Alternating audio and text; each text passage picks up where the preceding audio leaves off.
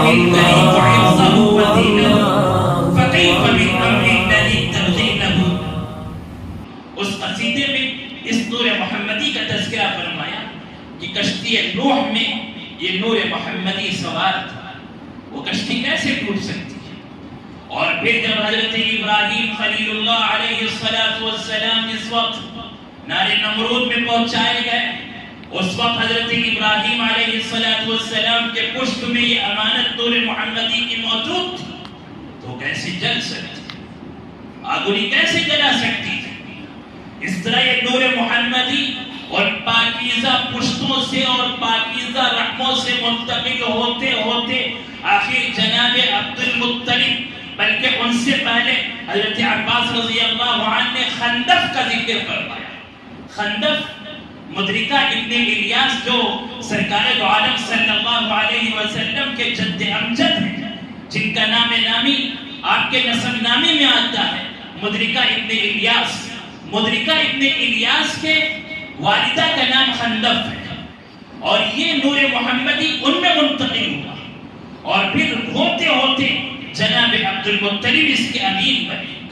حضرت عبد المطلب بہت ہی نیک، بڑے اونچے اخلاق کے مالک، اور حضرت عبد المطلب بڑے معزز، بڑے محترم سردار بھی، اور بڑے وجیح چہرے والے، بڑے پر نور اور نورانی چہرے والے۔ ایک مرتبہ وہ اپنی جوانی میں حتیم میں سوئے ہوئے تھے، اس وقت جب وہ سو کر بیدار ہوئے تو انہوں نے دیکھا کہ ان کی آنکھوں میں سرما لگا ہوا ہے۔ حضرت عبد المطلب کی آنکھوں میں خود بخود جب سو کر اٹھے ہیں حتیم میں، تو اٹھنے کے بعد دیکھا کہ آنکھوں میں سرما لگا ہوا ہے اور سر پر تیل لگا ہوا ہے اور حسین و جمیل لباس پہنے ہوئے ہیں، ان کے اوپر حسن و جمال کا لباس پہنا دیا گیا ہے۔ اٹھ کر بڑے حیران ہوئے، اپنے والد سے ذکر فرمایا کہ میں نے یہ کیفیت دیکھی ہے، تو ان کے والد ان کو لے کر ایک کاہن کے پاس پہنچے اور اس کے پاس جا کر ان سے معلوم کیا کہ انہوں نے یہ کیفیت دیکھی ہے، اس کی وجہ کیا ہے؟ تو کاہن نے تعبیر بتلائی، اس کی وجہ یہ ہے کہ آسمانوں کا پروردگار، آسمانوں کا مالک ان کے نکاح کا حکم دے رہا ہے کہ ان کا نکاح کرا دیا جائے۔ چنانچہ ایک جگہ نکاح کا پیغام بھیجا گیا، قیلا سے نکاح ہوا، اس کے بعد جب اس بیوی کا انتقال ہو گیا تو پھر فاطمہ نامی ایک عورت سے نکاح ہوا، اور وہی فاطمہ جناب عبداللہ کی والدہ اور عبد المطلب کی زوجہ، جن میں عبد المطلب کا وہ نور محمدی اس زوجہ میں منتقل ہوا، اور پھر ان سے جناب عبداللہ پیدا ہوئے۔ عبد المطلب جس وقت زمزم کا کنواں کھود رہے تھے، اس وقت نظر مانی کہ اگر میرے 10 بیٹے ہو جائیں تو میں اپنے 10 بیٹوں میں سے ایک بیٹا اللہ کی راہ میں قربان کروں گا۔ اور اتفاق کی بات یہ ہے، یہ القاء غیبی ہے، یہ القاء ربانی ہے، اور یہ الہام الہی ہے کہ اللہ رب العزت نے جناب عبد المطلب کے 10 بیٹوں میں سے جناب عبداللہ کا نام عبداللہ رکھنے کے لیے القاء فرمایا کہ ان کا نام عبداللہ رکھا جائے، جو اللہ کے نزدیک سارے ناموں میں سب سے زیادہ پسندیدہ نام ہے۔ عبداللہ بڑے خوبصورت تھے، بڑے حسین و جمیل تھے، اور ان کے پیشانی میں نور نبوت چمکتا تھا، اور بڑی منور پیشانی تھی۔ جناب عبد المطلب جن کی پیشانی میں پہلے یہ نور چمکتا تھا، اس نور کی وجہ سے بڑے بڑے بادشاہ بھی مرعوب ہو جاتے تھے۔ چنانچہ اس وقت ابرہہ نے دیکھا کہ دنیا بھر کے لوگ کعبہ شریف کی زیارت کے لیے آتے ہیں، خانہ کعبہ کا طواف کرتے ہیں، لوگ اس سادہ سے گھر کو اتنی محبت و عقیدت اور عظمت کی نگاہ سے دیکھتے ہیں، تو ابرہہ جو نجاشی بادشاہ، حبشہ کا جو بادشاہ تھا نجاشی، اس کی طرف سے یمن کے علاقے کا حاکم اور گورنر تھا، اس نے سوچا کہ یمن کے دارالسلطنت صنعاء میں ایک خوبصورت شاندار عمارت تعمیر کی جائے اور لوگوں کو دعوت دی جائے کہ لوگ اس گھر کی زیارت کے لیے آئیں، اور یہ نصارہ کی ایک بہترین عبادت گاہ شامل ہے۔ خانہ کعبہ کے مقابلے میں اس نے وہاں ایک گھر تعمیر کرنے کی کوشش کی۔ اللہ کے گھر کے خلاف میں زمانہ جاہلیت ہی میں کس طرح سے مشرکین بلکہ اہل باطل منصوبے بنایا کرتے تھے، اور اللہ تعالیٰ کیسے ان کے منصوبوں کو ناکام بناتے ہیں، اور ان کے منصوبوں کو ناکام بنانے کے لیے طریقے کیا ہو سکتے ہیں۔ اس واقعے کی روشنی میں اندازہ کریں کہ ابراہا نے جب یہ عمارت تعمیر کی اور لوگوں میں مشہور کر دیا کہ خانہ خدا کی تعمیر کی زیارت کے بجائے یہاں آیا کریں، جب عرب کے لوگوں کو معلوم ہوا کہ ابراہا نے ہمارے خلاف میں ایک نئی عمارت بنا دی، تو بنو کنانہ کا ایک شخص جو عرب کا رہنے والا ہے وہ آیا۔ سیرت نگاروں نے لکھا ہے کہ وہ وہاں پہنچا اور اس نے وہاں گندگی ڈال دی، غلاظت کر دی، پیخانہ کر دیا اور وہاں سے بھاگ گیا۔ ابراہا کو اس پر بڑا غصہ آیا، یعنی کہ کچھ عرب کے نوجوان آئے اور انہوں نے اس کے قریب میں آگ جلائی، اور وہ آگ کے شعلے اٹھتے اٹھتے آخر پوری عمارت منہدم ہو گئی، چل گئی۔ ابراہا نے جو خوبصورت عمارت بنائی تھی، ساری عمارت آگ کی لپیٹ میں آ گئی اور پوری عمارت بجھ گئی، پوری عمارت جل گئی۔ ابراہا کو بڑا غصہ آیا، اس نے قسم کھائی کہ جب تک میں بیت اللہ کو نہیں ڈھاؤں گا اس وقت تک میں اطمینان سے نہیں بیٹھوں گا۔ قسم کھائی، لشکر تیار کیا، بڑے بڑے ہاتھی تیار کیے، اور اس لشکر کو لے کر وہ بیت اللہ کو منہدم کرنے کے ارادے سے چل پڑا۔ اللہ تعالیٰ کے اس ضابطے اور قانون پر نظر رکھیں کہ جب بھی ظالم اس طرح کی جرات کرتے ہیں، ظالم جب بھی ظلم پر کمر بستہ ہو جاتے ہیں، وہ ضعفاء پر، کمزوروں پر، اقلیتوں پر، مائنارٹی پر جب ظلم ڈھانے لگتے ہیں تو اللہ فوراً ان کی پکڑ نہیں فرماتے، اللہ مہلت دیتے ہیں، اللہ مہلت دیتے ہیں، موقع دیتے ہیں، لیکن اللہ ظلم کو برداشت نہیں فرماتے۔ اللہ تعالیٰ کفر کو برداشت کر لیتے ہیں، شرک کو برداشت کر لیتے ہیں۔ حکومتیں کفر اور شرک کے ساتھ میں چلتی ہیں، لیکن حکومتیں ظلم کی بنیادوں پر کبھی قائم نہیں رہ سکتی۔ ظلم جتنا بڑھے گا اندر سے جڑیں کھوکھلی ہوتی رہیں گی، لیکن یہ عمارت فوراً منہدم نہیں ہوگی۔ اللہ تعالیٰ مہلت دیتے ہیں، پھر سزا دیتے ہیں۔ ابراہا کو موقع دیا کہ چلو کہاں تک چلتے ہو؟ اگر اللہ چاہتے تو میرے بھائیوں اپنے ایمان اور یقین کی بنیاد پر بتائیں، کیا اللہ ابراہا کو یمن میں روک نہیں سکتے تھے کہ بدتمیز اور ظالم، باغی اور سرکش میرے گھر کو منہدم کرنے کے لیے آ رہا؟ وہی اسے دھسا دیتے، وہی ختم کر دیتے۔ یمن سے وہ ایک انچ، ایک قدم آگے بڑھانے کی جرات نہیں کر سکتا تھا، لیکن اللہ نے مہلت دی۔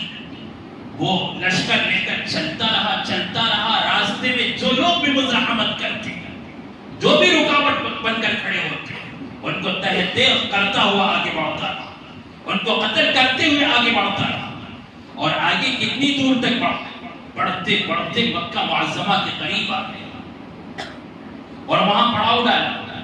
مکہ معظمہ کے اطراف میں جو میدان تھے، اس میدان میں اونٹ چر رہے تھے مکے کے باشندوں کے، ان اونٹوں کو پکڑ لیا، انہیں قید کر لیا، اور ان اونٹوں میں عبد المطلب کے 200 اونٹ تھے۔ عبد المطلب اس وقت بیت اللہ شریف کے متولی تھے، ذمہ دار تھے، اور پورے مکے کے سردار تھے۔ ان کے 200 اونٹوں کو بھی اس نے پکڑ کر قید میں کر لیا۔ جناب عبد المطلب کو پتا چلا کہ میرے 200 اونٹ ابراہا کے قبضے میں چلے گئے، تو عبد المطلب اپنے قوم کے لوگوں کو، قریش کے لوگوں کو انہوں نے جمع فرمایا، اور جمع کر کے لوگوں سے کہا، جبل سبیر پر پہنچے، اور جبل سبیر پر پہنچ کر وہاں انہوں نے لوگوں سے کہا کہ لوگوں اپنے اپنے گھروں کو خالی کر دو، باہر آ جاؤ، اللہ ہمیں مغلوب نہیں کرے گی۔ کیوں؟ اس لیے کہ جس وقت وہ جبل سبیر پر چڑھے ہوئے کھڑے تھے، ان کی پیشانی سے گول سا نور نمودار ہوا، یہ نور محمدی ہے. اور وہ نور چمکنے لگا، پھیلنے لگا، یہاں تک کہ اس نور کی شعاعوں سے خانہ کعبہ منور ہو گیا. جناب عبد المطلب نے دیکھ کر فرمایا کہ جب میرے اندر سے نور پھوٹ رہا ہے اب مجھے یقین ہے اللہ ہمیں مغلوب نہیں کرے گی، جیت ہماری ہوگی، اس لیے سب مطمئن رہے. عبد المطلب وہاں سے چلے، ابرہہ کے پاس جا کر اس سے کہا کہ میں عبد المطلب ہوں، خانہ کعبہ کا متولی ہوں. اور اس نے دیکھا ان کے چہرے کو، چہرہ جو نورانی تھا اس کی وجہ سے وہ مرعوب ہو گیا. صرف چہرے کو دیکھ کر اتنا بڑا بادشاہ اتنے بڑے لشکر کے ساتھ میں آیا. اب اس نے دیکھا کہ اگر میں ان کو پاس میں بٹھا لوں میرے تخت پر تو میری توہین ہوگی کہ دیکھو مکے کے ایک باشندے کو جس گھر کو یہ گرانے کے لیے آیا اس نے اپنے قریب میں بٹھا لیا. اور دوسری شکل یہ ہے کہ عبد المطلب کو نیچے بٹھاتا وہ خود اوپر بیٹھتا. اس کی ہمت نہیں ہوئی، بازو بٹھانے کو تیار نہیں، اس لیے کہ ایگو کا سوال، اور نیچے بٹھانے کی ہمت نہیں کر رہا کہ جن کے چہرے میں ایسا نور ہے وہ نیچے بیٹھے میں تخت پر بیٹھوں، یہ نہیں ہو سکتا. آخر تیسری شکل خود عبد المطلب کو نیچے بٹھایا، وہ بھی نیچے بیٹھا اور ان سے گفتگو کی، بات چیت کرتے کرتے عبد المطلب نے فرمایا کہ میرے 200 اونٹ تمہارے لوگوں نے پکڑ رکھے، انہیں میرے حوالے کرو. تو ابرہہ نے کہا کہ میں تو تمہیں بڑا عقل مند سمجھتا تھا کہ تم بیت اللہ کے سلسلے میں بات کرنے کے لیے آیا ہو، تم تو اونٹوں کی بات کر رہے ہیں، اور میں کتنا بڑا مقصد لے کر آیا اس کی تم کو فکر نہیں ہے. تو عبد المطلب نے جو جواب دیا، میرے بھائیوں اس یقین کو ہمیں اپنے اندر پیدا کرنے کی ضرورت ہے. عبد المطلب نے فرمایا انا رب الابل وللبیت رب سیمنعه، فرمایا کہ میں اونٹوں کا مالک ہوں، بیت اللہ کا مالک ایک اور ہے، وہ حفاظت کرے گا.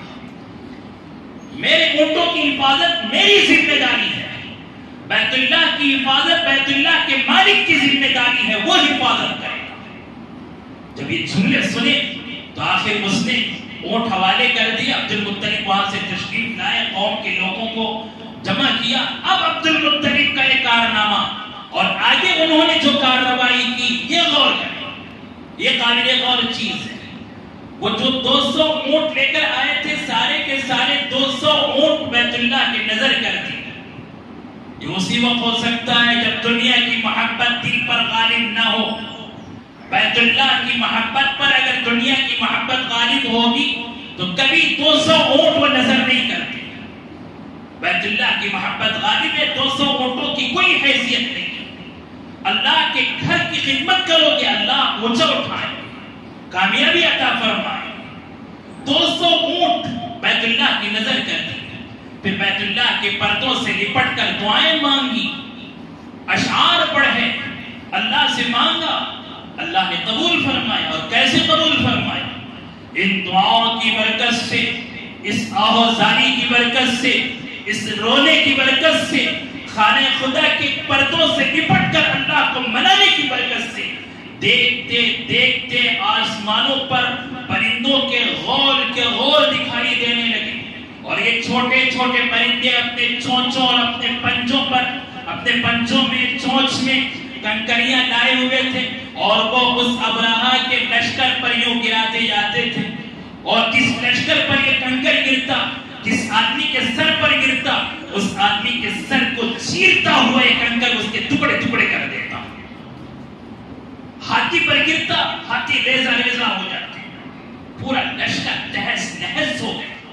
ألم تر كيف فعل ربك بأصحاب الفيل ألم يجعل كيدهم في تضليل وأرسل عليهم طيرا أبابيل ترميهم بحجارة من سجيل فجعلهم كعصف مأكول.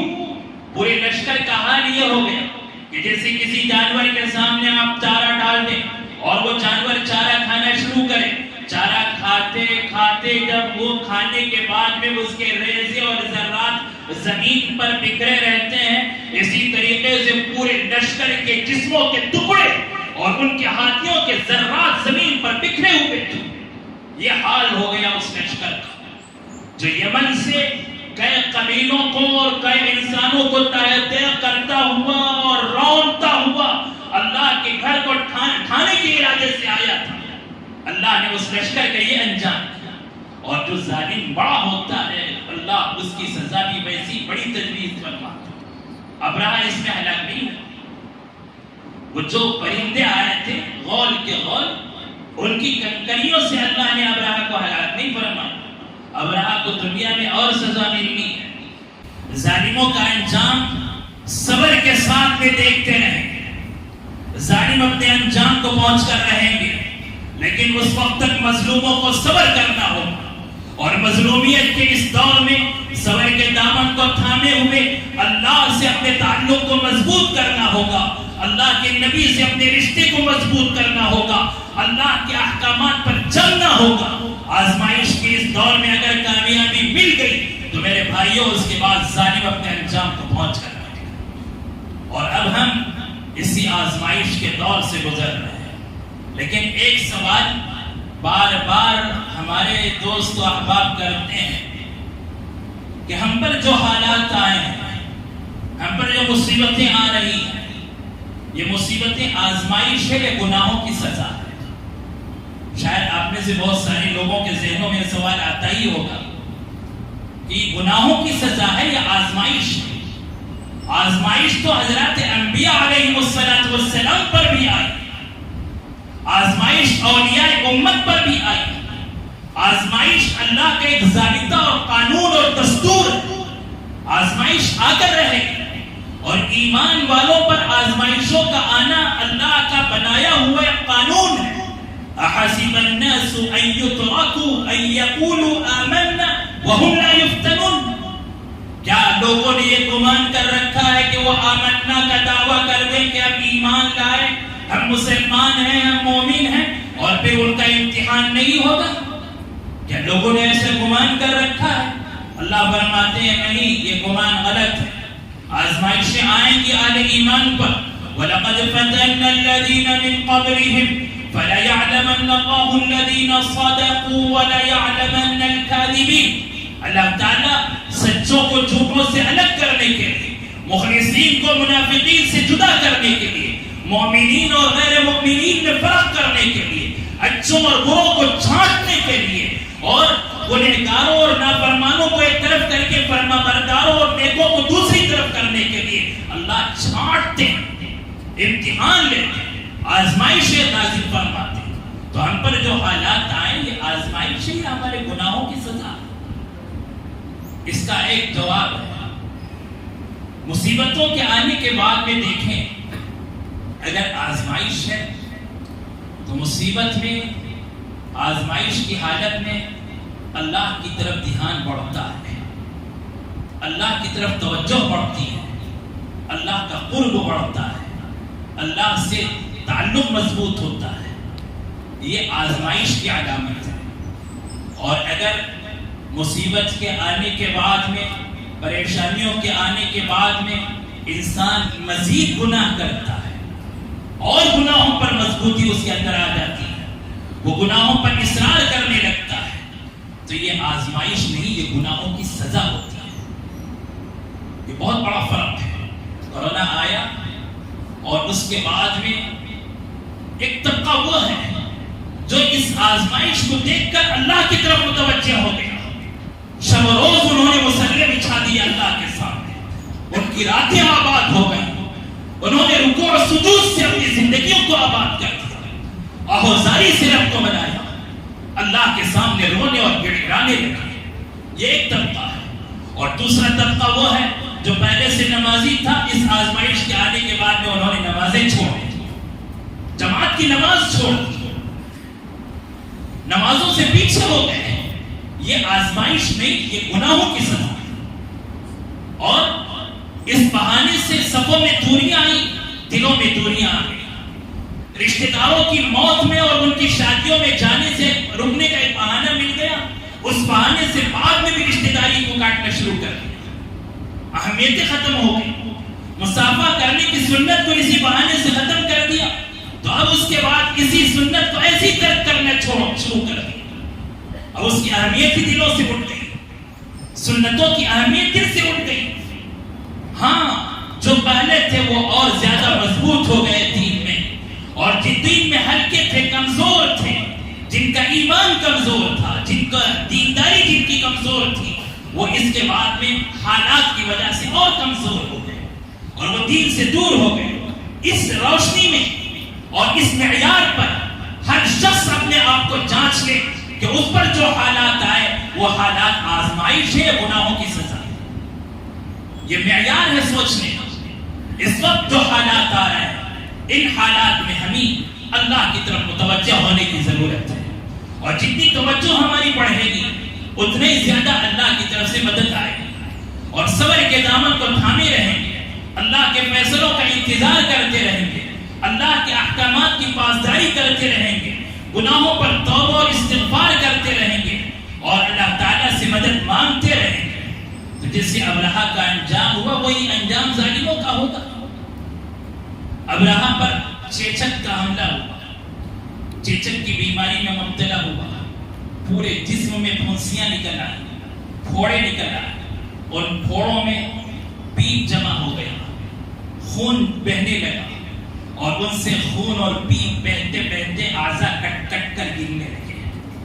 ایک ایک عضو، ایک انگلی کٹی، دوسری انگلی کٹی، ناک کٹی، کان کٹے، جسم کے گوشت کے ٹکڑے کٹتے گئے، اور کٹتے کٹتے جب جسم کا کوئی حصہ باقی نہیں رہا تو سینہ پھٹا، سینے کے اندر سے دل باہر نکل آیا، پھر اس کے بعد اس کا کام تمام ہو گیا۔ ابرہہ کا یہ انجام ہوا، اور اس کے بعد اللہ نے سیلاب بھیجا یا پانی نازل فرمایا، وہ پانی آیا اور پورے کی پوری وادی مکہ کی دھلی اور ان گنہگاروں سے اللہ نے زمین کو پاک صاف فرمایا۔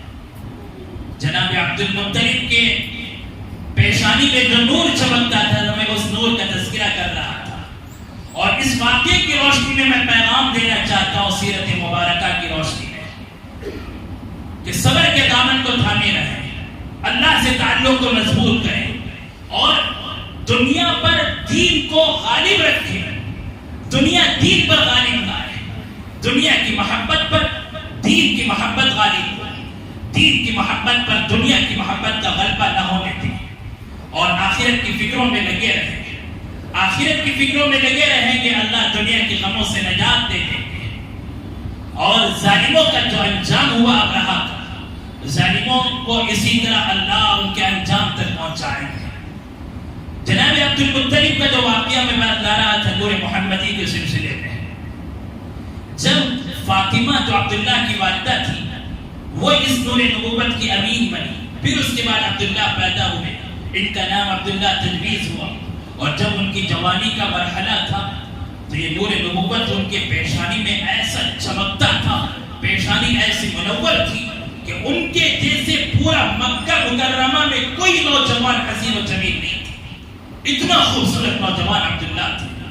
اور ہر ایک عبداللہ کے سامنے اس بات کی خواہش رکھتی تھی مکے کی عورت، مکے کی لڑکی، جوان لڑکیاں، کہ میرا نکاح ان سے ہو جائے، اور عبداللہ میرے نکاح میں آ جائے، میں ان کے نکاح میں چلی جاؤں۔ چنانچہ جب آمینہ سے نکاح ہوا تو اس نکاح کے بعد میں بنو مخزوم، بنو عبد الشمس، بنو عبد مناف جیسے بڑے بڑے قبیلے میں جتنی لڑکیاں تھیں، ان لڑکیوں میں کوئی لڑکی ایسی نہیں تھی جو بیمار نہ ہو گئی ہو غم کی وجہ سے کہ عبداللہ سے میرا نکاح نہیں ہو سکا۔ اتنی غمگین ہوئی وہ ساری لڑکیاں، اور عبداللہ کا جب نکاح ہونے والا تھا، عبد المطلب عبداللہ کو لے کر جا رہے تھے آمینہ کے یہاں، آمینہ کے میکے میں، تو عبداللہ جب جا رہے تھے تو راستے میں فاطمہ خثعمیہ نامی ایک عورت آ گئی۔ نوجوانوں کے لیے ایک سبق ہے جناب عبداللہ کی پاک دامنی میں۔ آج کل ہمارے دامن کو ہمیں پاک صاف رکھنا بہت دشوار ہے، ہماری آنکھیں زنا کرتی ہیں، ہمارے ہاتھ زنا کرتے ہیں، ہماری زبان زنا کرتی ہے، اور ہم موبائل کی وجہ سے ایسے زناکاری میں مبتلا ہیں کہ حقیقی زنا تو لوگ کرنے والے بہت ہیں، اس کے علاوہ رات کی تنہائیوں میں، اپنے قبروں کی تنہائیوں میں کتنے بندے ایسے ہیں جو اپنی آنکھوں سے زنا کرتے ہیں، اپنے ہاتھوں سے زنا کر رہے ہیں، اپنی زبان سے، اپنے کانوں سے زنا کر رہے ہیں۔ اس طرح اس موبائل سے فون نے ایسے ہمیں گناہوں میں مبتلا کر دیا کہ ہماری تنہائیاں پاک نہیں رہ سکیں، ہم اپنی جوانی کو پاک نہیں رکھ سکے، ہماری جوانی میں ہماری پاک دامنی کی حفاظت کرنا دشوار ہو گیا۔ اور عبداللہ مکے کا نوجوان اور اتنا حسین و جمیل جب جا رہے ہیں، راستے میں فاطمہ نامی عورت جو خثعمیہ تھی، بنو خثعم سے تعلق رکھتی تھی اور بڑی خوبصورت تھی، عالمہ تھی، کاہنہ تھی، مالدار تھی، پاک دامن عورت تھی، یعنی کہ کوئی بدترین عورت ہو، کوئی بدکار عورت ہو، پاک دامن عورت تھی۔ اچانک عبداللہ کے سامنے آ گئی راستے میں، اگر کہنے لگی کہ میری خواہش پوری کرو، اور اس کا مقصد یہ تھا کہ نکاح کا پیغام تھا، وہ نکاح ہی کرنا چاہتی تھی، اس لیے کہ پاک دامن عورت تھی اور اس کی خواہش تھی کہ عبداللہ سے نکاح کر لے، لیکن عبداللہ سمجھے کہ یہ بدکاری کی دعوت دے رہی ہے، اس لیے انہوں نے 2 اشعار پڑھے۔ یہ اشعار ہر نوجوان کے لیے رہبر: اما الحرام فالممات دونه والحل لا حل فاستبينه يحمي الكريم عرضه ودينه فكيف بالامر الذي ترضينه۔ جناب عبداللہ فرمانے لگے حرام کاری سے موت بہتر ہے۔ اما الحرام فالممات دونه والحل لا حل فاستبينه، اور حلال یہ تو حلال نہیں ہے کہ تم اس کی خواہش کر رہی ہو۔ یحمی الکریم عرضہ ودینہ، شریف آدمی اپنی عزت، اپنی پاک دامنی اور اپنے دین کی حفاظت کرتا ہے۔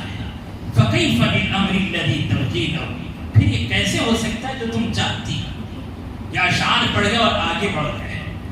3 دن آمینہ کے یہاں ان کا قیام رہا، آمینہ کے میکے میں، اور 3 راتوں کے بعد میں واپس آئے۔ فاطمہ خثعمیہ سے پھر ملاقات ہوئی، وہ سامنے کھڑی بے پرواہ، کوئی ادھر توجہ بھی دینے کو تیار نہیں۔ عبداللہ نے پوچھا پہلے تم نے جو پیشکش کی تھی اب کیوں نہیں کر رہی؟ تو بتایا کہاں سے آ رہا ہے؟ بتلایا آمینہ کے پاس۔ فرمایا پہلے جو نور تمہاری پیشانی میں چمک رہا تھا وہ موجود نہیں، اسے جہاں جانا تھا وہاں پہنچ گیا۔ جناب آمینہ اس نور کے امین بنی، اور جب وہ حمل سے تھی تو انہوں نے دیکھا کہ ایک نور ہے جس سے بشرا کے محل روشن ہو گئے، اور جب سرکار دو عالم صلی اللہ علیہ وسلم دنیا میں تشریف لائے تو زمین میں مشرق سے لے کر مغرب تک ساری زمین منور ہو گئی، اور نور یہاں سے وہاں تک نظر آ رہا تھا، اور ستارے آسمان سے زمین کے اتنے قریب ہو گئے، فرماتی ہے لگتا تھا کہ یہ ستارے میرے گھر کے اوپر گر پڑے اور ہمارے اوپر گر جائیں۔ ایسا نور، اس نور سے پوری زمین منور ہو گئی۔